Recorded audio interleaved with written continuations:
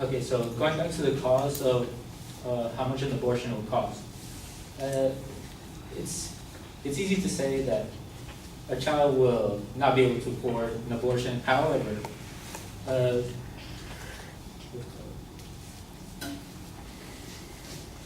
oh, however, from the National Network of Abortion Funds, which is well, they fund for abortions for any minor who doesn't have enough money.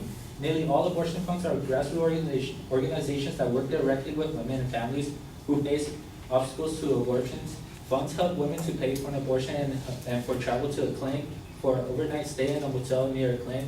Some funds provide a place to stay in their own homes for women who try to travel a great distance. Many funds also help women to pay for contraceptions, including emergency supplies.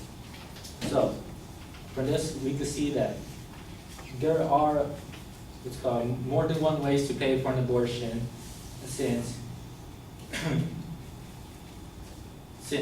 most likely parents are not going to be the ones to pay for it, since it was the kid's fault, and they don't really want to tell the parents that they're pregnant. So even without the need of the parent, they're able to pay for it. Also with Medicare, which it applies here in California. If a minor wishes to receive confidential health coverage to cover the cost of an abortion, she can apply for Medicare minor consent services. Even if a minor has health coverage under her parents, if there is a potential breach of confidentiality, she can still apply for minor consent services.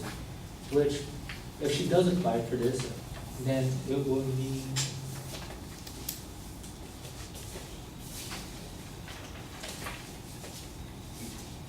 that that the child doesn't have to pay at all, and this will last for a month, since from after that month they're able to restate for a new medical insurance, which will allow them to continue providing services that they need, such as for medication or other health services. And also, if they do keep the baby, teen mothers are more likely to live in poverty. Over 75% of all unmarried teen mothers go on welfare within 5 years of the birth of their child.